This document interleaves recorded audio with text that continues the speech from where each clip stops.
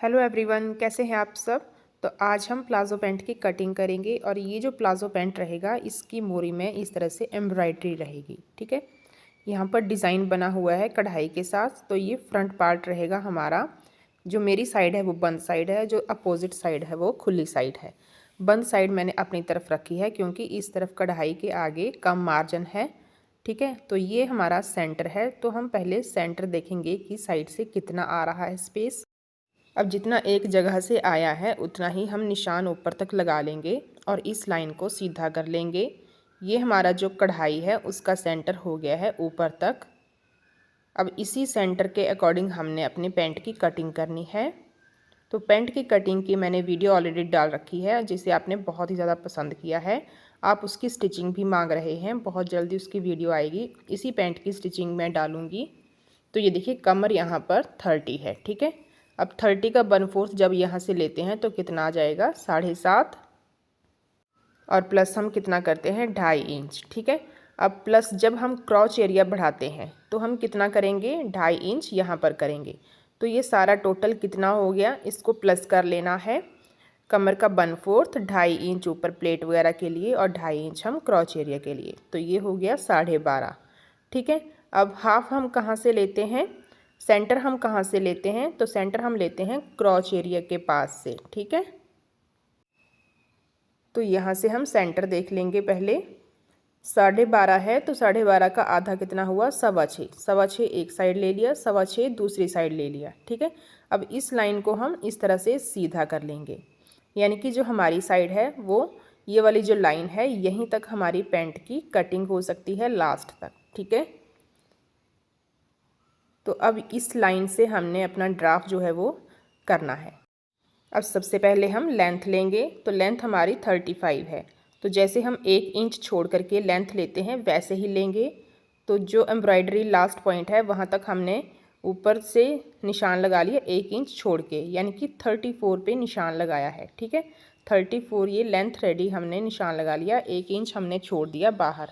जो हमारा belt ready होगी तो उसके साथ हमारी कंप्लीट हमारी जो लेंथ है वो बन के निकलेगी। ठीक है, ये हो गया हमारा ऊपर से लास्ट। ठीक है, अब जो ये 7.5 है वो यहाँ से लेंगे, जो अपनी साइड हमने लाइन लगाई है वहाँ से स्टार्ट किया, 2.5 इंच आगे ले लिया। ठीक है, ये हो गया। अब यहाँ से हमने क्रॉच एरिया तो नीचे बढ़ाते हैं। ठीक है, ये हो गया हमारा कमर वाला पोर्शन। अब ये कितना आ गया, अब इतना ही निशान हम यहाँ पर लगा लेंगे, 7.5 प्लस 2.5। ठीक है, इस लाइन को कर लेंगे सीधा। अब हमने लेनी है क्रॉच की लेंथ। तो 1 इंच बाहर छोड़ते हुए जितना भी हमारा हिप है उसका करेंगे हम 1/4। तो हिप है हमारी 38 इंच, तो इसका 1/4 कितना आ गया 9.5 इंच। 9.5 प्लस 2 इंच करेंगे हम मार्जिन, तो ये हो गया हमारा 9.5, 10.5, 11.5 इंच। ठीक है, 1 इंच बाहर छोड़ते हुए अब 2.5 इंच हमने आगे ले लिया है जहाँ पर हमने क्रॉच एरिया की शेप देनी है। ठीक है, ये हो गया। अब ये टोटल हमारा कितना आ गया है, ये देखिए 10, 10.25 होना चाहिए। इससे ज़्यादा हो तो ऊपर से आप इस तरह से कम कर सकते हो, पर ये बिल्कुल प्रॉपर है। मैंने सिर्फ दिखाने के लिए ऊपर निशान लगाया है, एक आधा पॉइंट नीचे। ठीक है, 10, 10.5 के बीच अगर आपका क्रॉच यहाँ से आ रहा है तो वो ठीक है, इससे ज़्यादा नहीं आना चाहिए। 11 से ऊपर तो बिल्कुल भी नहीं होना चाहिए। ठीक है, अब यहाँ से हमारा सेंटर हो गया है। अब हमने लेनी है मोरी। तो मोरी है हमारी 7 इंच। तो इसका हाफ हमने एक साइड लेना है और हाफ दूसरी तरफ लेंगे। तो 3.5 और 3.5 दोनों साइड ले लिया। अब हाफ इंच का मार्जिन लेंगे जो हमारा सिलाई में जाएगा। तो जितना हमने निशान यहाँ पर लगाया है, यानी कि 4 इंच एक साइड, 4 इंच दूसरी साइड, तो सेम निशान हमने थोड़ा सा ऊपर और थोड़ा सा नीचे लगा लेने हैं। अब ये इनको हमने स्ट्रेट कर लेना है। अब नीचे से जितनी भी मोरी फोल्ड करने के लिए रखनी है उतना रखेंगे। अब इनको स्केल से सीधा कर लेंगे।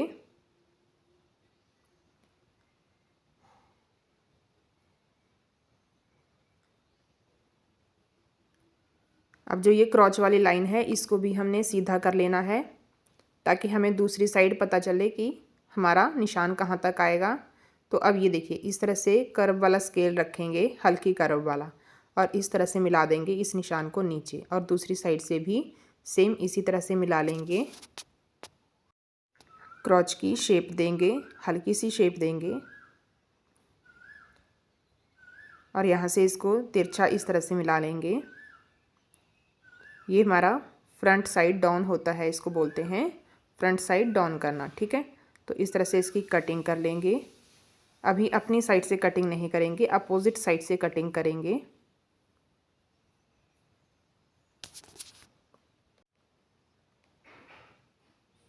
तो ये जो अपनी साइड है यहाँ पर थोड़ा सा मैं प्रेस लगा लेती हूँ ताकि यहाँ पर क्रीज बन जाए, ताकि जब हम कपड़े को इकट्ठा करें तो वो कपड़ा हिले ना और हमें दोबारा से उसी पोजीशन पे मिल जाए। तो यहाँ पर सेट कर लिया है मैंने इसको। अब इसको फोल्ड करके साइड में रखते हैं और बैक पार्ट को यहाँ पर बिछा लेते हैं। तो इस तरह से कपड़े को फोल्ड करेंगे। अब इसकी जो खुली साइड है वो अपनी तरफ रखेंगे कपड़े की, और 2.5 इंच का निशान ऊपर से लगा लिया, इसको सीधा कर लेंगे। अब यहाँ से हमने इस लाइन से फ्रंट पार्ट को टच करते हुए रख लेना है, पूरा ओपन कर लेंगे।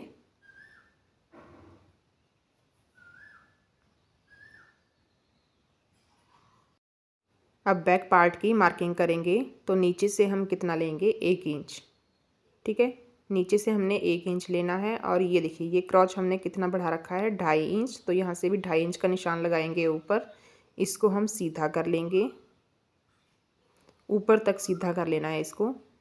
अब ये देखिए यहाँ पर हमारा मेन होता है, यहाँ पर हम 1 इंच का निशान लगाएंगे। जहाँ तक हमने फ्रंट को सीधा किया था वहीं तक हमने इसको भी इस तरह से स्ट्रेट लाइन लगा लेनी है दोनों साइड से।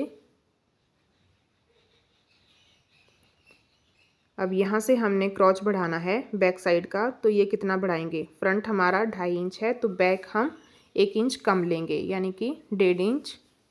यहाँ से शेप देंगे और कर्व स्केल से नीचे मिला लेंगे। तो इसकी डिटेल में मैंने वीडियो एक और डाल रखी है, तो वहाँ पर आप इसको ज़रूर से देखिएगा, सेम टू सेम वीडियो है वो भी। अब इस निशान को यहाँ पर मिला लेंगे। तो ये हमारा बैक पार्ट हो गया। अब इस निशान को तिरछा करके हम यहाँ पर मिला लेंगे।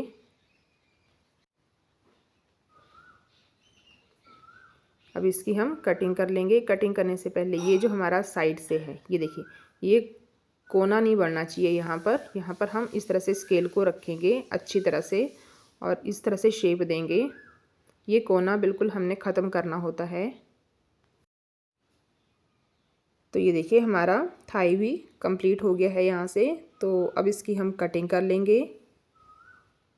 इस तरह से अगर पैंट की कटिंग करोगे तो बहुत ही परफेक्ट बैठेगी पैंट और किसी भी तरह की कोई प्रॉब्लम नहीं आएगी। इसकी स्टिचिंग की वीडियो बहुत जल्दी आएगी।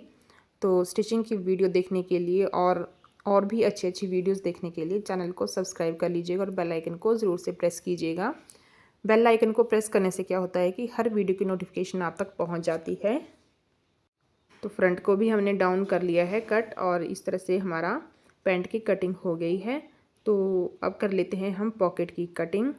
तो पॉकेट जो हमारा फ्रंट पार्ट से या बैक पार्ट से कपड़ा एक्स्ट्रा बचा होता है उसको हम ले लेते हैं, जहाँ से हमारी विड्थ कंप्लीट हो जाएगी पॉकेट की, ठीक है। ये देखिए यहाँ से आ गया है।